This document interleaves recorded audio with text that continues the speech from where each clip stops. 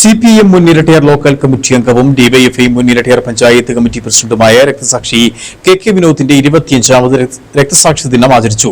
അനുസ്മരണ യോഗം മുൻ മന്ത്രി M മണി ഉദ്ഘാടനം ചെയ്തു. കട്ടപ്പന ഏരിയയിലെ എല്ലാ ബ്രാഞ്ചുകളിലും വിനോദിന്റെ രക്തസാക്ഷി മണ്ഡപത്തിലെ പതാക ഉയർത്തലും പുഷ്പാർച്ചനയും നടന്നു. ഇരട്ടയാർ ടൗണിൽ നടന്ന റെഡ് വാളണ്ടിയർ പരേഡിൽ 150ലേറെ പേർ ചുവപ്പ് സേനാംഗങ്ങൾ അണിനിരന്നു. വാദ്യമേളങ്ങളുടെ അകമ്പടിയിൽ നടന്ന അനുസ്മരണ റാലിയിൽ 100 കണക്കിന് ആളുകൾ പങ്കെടുത്തു.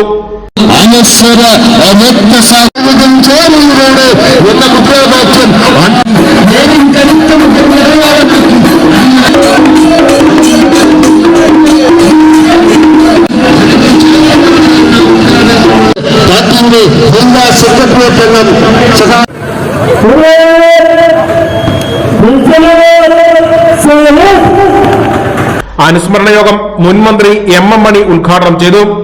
വികാരത്തിൽ വന്നില്ല എന്നതുകൊണ്ടൊന്നും ഞങ്ങൾ ബന്ധപ്പെടുക എന്ന പ്രശ്നമില്ല. കുട്ടികളുടെ മണ്ഡലത്തില് ഐക്യ ജനാധിപത്യ മുന്നണി ജയിച്ചു എന്നതുകൊണ്ടൊന്നും ഞങ്ങളെ ചുറ്റും ചെയ്യാനായിട്ടുണ്ടെങ്കില്ല എന്ന കാര്യം ഞാൻ ഈ സന്ദർഭത്തിൽ ഓർമ്മപ്പെടുത്തുവാൻ ആഗ്രഹിക്കുക.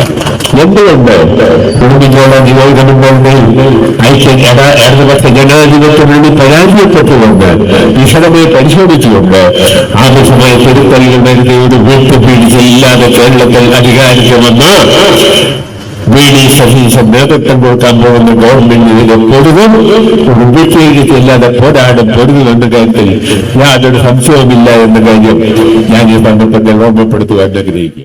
CPIM കട്ടപ്പന ഏരിയ കമ്മിറ്റി അംഗം ജോയി ജോർജ് അധ്യക്ഷനായിരുന്നു.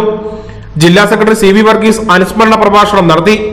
ജില്ലാ കമ്മിറ്റി അംഗം VR Saji, area secretary Mathew George, area committee അംഗങ്ങളായ PV Shaji, MC Biju, Tomy George, KP Sumod, DYFI ജില്ലാ president S Sudheesh, Irattiyar local secretary Rins Chacko, Chembakappara local secretary Sunny Joseph, വിനോദിന്റെ അമ്മ വള്ളിയമ്മ, ഭാര്യ ജയ വിനോദ്, മകൻ വിനീഷ് വിനോദ്, മകൾ ഗംഗ വിനോദ്, കുടുംബാംഗങ്ങൾ എന്നിവർ പങ്കെടുത്തു.